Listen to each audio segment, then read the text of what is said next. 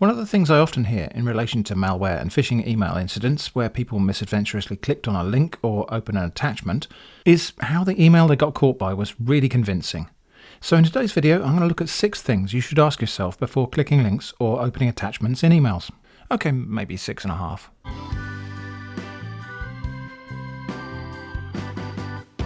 Now let's be clear, I'm not saying that convincing fakes don't exist at all. It's certainly possible for scammers and spammers to make convincing fakes, or at least more convincing than they do. They generally just don't. We'll look at why they don't towards the end of the video, but the vast majority of scam and spam emails contain things that are dead giveaways. So in probably no particular order, ask yourself, 1. Do I even have an account with this organisation? Here's an example email I pulled out of my junk mail folder. It purports to be from Tinder. Most of the wording and graphics look like they might be a close match to the real thing. I wouldn't know though, because I don't have an account on Tinder. This might seem like the most obvious thing that nobody would ever get wrong, but I have dealt with real-world examples where people clicked through on links in emails that were supposedly from companies or services they didn't have an account with. Sometimes people click because they're not paying attention, and maybe they just follow the instructions they read on the screen. Or because they're curious about why they got a message from a company they don't deal with. So ask yourself, do I even have an account with these people? If not, it's probably spam. Don't click. 2. Is the thing the email is saying a thing that actually happens? Here's an example, supposedly from Microsoft, saying that because of updates on their server, my account will stop working unless I click on the link. Now, leaving aside for a moment the absolute eyesore of formatting and language here, we'll get to that in a bit, this email saying that I need to do something related to Hotmail was sent to my Hotmail address. If this was real, it wouldn't be in an email. I would just encounter it when I tried to log into Hotmail in the first place. I suppose the scammer here is maybe hoping I'll receive this in a mail app on a mobile platform or something and just click through from there. Regardless, the thing being told to me here, we've done some upgrades so your account will be disabled, isn't exactly plausible. Ask yourself, is it plausible? If there's even a little bit of doubt, don't click. Next, does the email even make sense? I mean, in terms of grammar and spelling. Here are some bad examples. You receive a tax refunds. We have taken extra precaution to confirm that your account is secure and have assigned your account with a temporary limited. If your computer is unprotected, it is at risk from viruses and other malware. We've sent notifications the issues of your account was updated. Companies like Microsoft, Amazon, PayPal and your bank invest quite a bit of effort maintaining a high standard of writing clarity in their communications. Mistakes can still slip past even the most diligent of editors, but sloppy, incoherent grammar is a dead giveaway. Don't click. 4. Does the sender identity check out? Here's an email supposedly from McAfee warning me that my antivirus has run out. I don't use McAfee on any of my machines, but sometimes it's bundled when you buy a PC, so it's not implausible that they could contact you even if you weren't exactly expecting it. But something really kind of obvious is wrong here. For one thing, the sender email address is just some random Gmail account, and more obviously, the human readable name is McPhee, not McAfee. Now, checking this is not a guarantee that the message is safe. It's possible for sender email addresses to be spoofed or obscured so they look more convincing than this. So you should always ask yourself the other 5 questions on this list too. But if the sender identity doesn't check out, that's a big red flag. Here's another maybe more subtle example.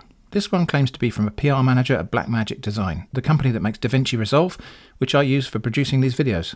It's a sponsorship offer, and it arrived in the Atomic Shrimp contact mailbox. I don't do sponsorships, but if I did, this email might seem reasonably plausible to me, except the person contacting me, the PR manager at Blackmagic, doesn't have an email address at Blackmagic, but is instead using an account at kakao.com, which appears to be a sort of Korean equivalent of Yahoo. I would expect the PR manager's email domain to be blackmagicdesign.com. Of course, some companies farm out their PR to agencies, so the domain won't always match in real life, but the mismatch should be a reason to at least pause and think and not click, not straight away. Or in the case of this latter example, not reply. The scam would undoubtedly continue in the form of them sending me a contract in the form of a zip file containing malware.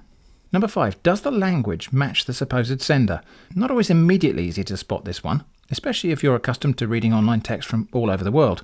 But here's a good example of what I'm talking about. A message supposedly from Royal Mail, that is the National Postal Service here in the UK, except the message is written in something that isn't really UK English. The most outstanding example is the spelling of apologise. Standard British spelling uses an S, not a Z. Other less obvious parts are shipping address. Royal Mail would probably just say address, or maybe postal address. And in general, the language used here has other little features, perhaps you'd call them shibboleths, that indicate US English, like reach out.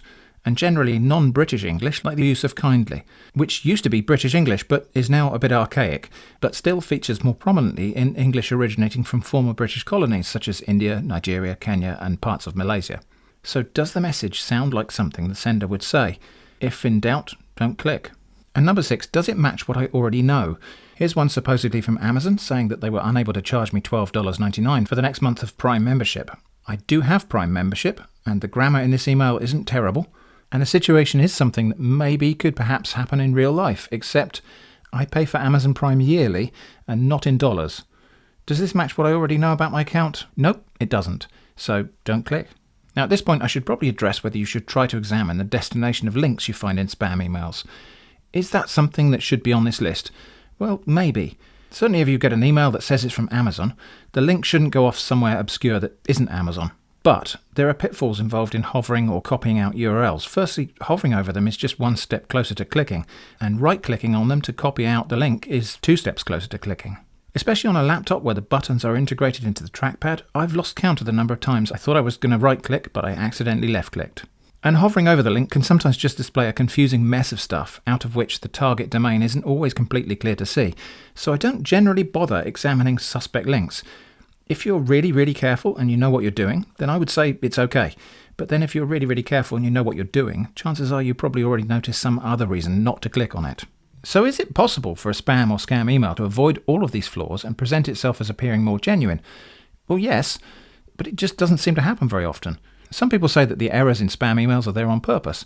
A scammer doesn't want to waste time running 3/4 of a scam on a person who will suddenly wake up and realise something doesn't quite fit, and they also don't want to deal with anyone who's sufficiently alert to be able to realise what just happened and to do things like cancel credit cards or lock down accounts. Scammers want victims who will just drift through the whole process of being scammed without creating any fuss or wasted effort.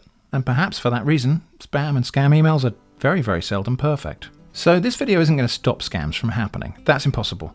But following these steps and practicing this sort of general mindfulness about communication might be all it takes for a few people to step out of that set of potential victims. I hope this has been interesting or useful. I don't expect this list to be complete, so if you think I've missed one, I'll be happy to hear about it in the comments, and I may collate some sort of additional list in the pinned comment under this video, so look out for that too. Thanks for watching, stay safe from scams, and I hope to see you again soon.